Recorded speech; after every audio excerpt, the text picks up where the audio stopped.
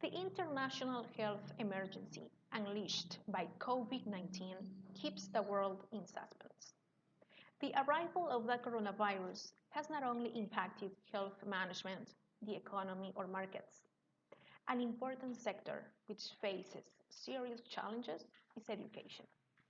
School-age children are a vulnerable population when it comes with dealing with the threat of a virus of these characteristics.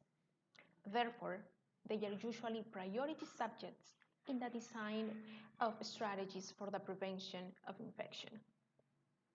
For this reason, one of the most widely used protection programs in the history of mass diseases is precisely the closure of schools and the interruption of school classes.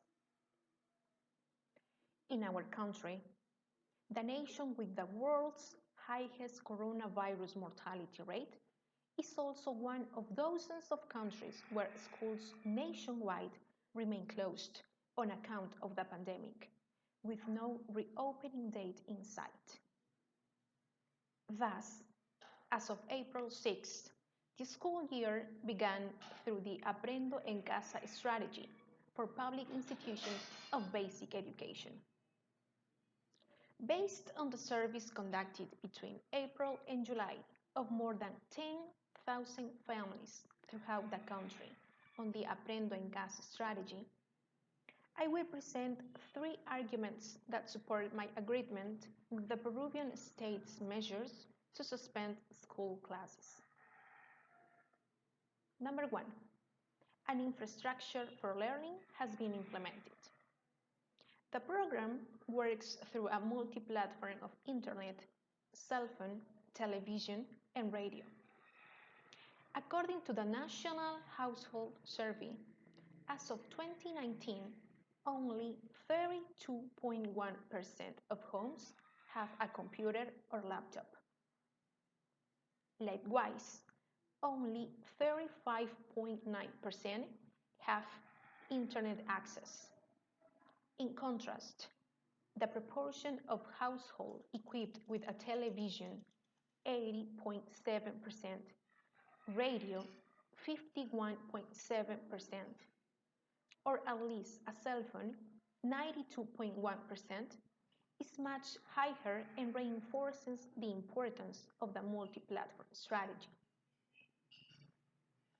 In rural areas, the differences in access are more notorious.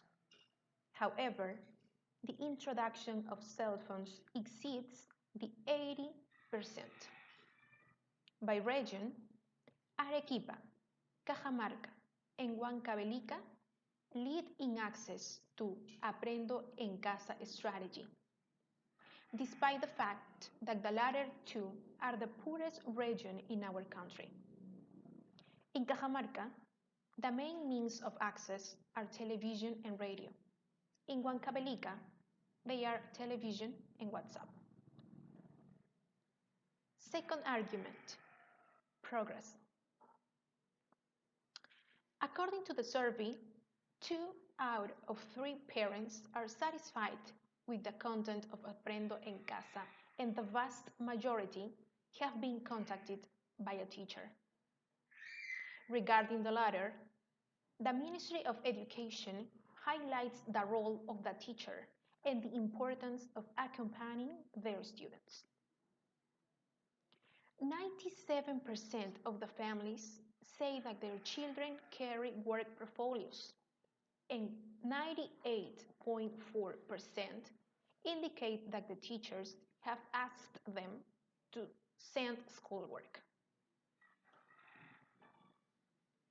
My final argument, experience in the region.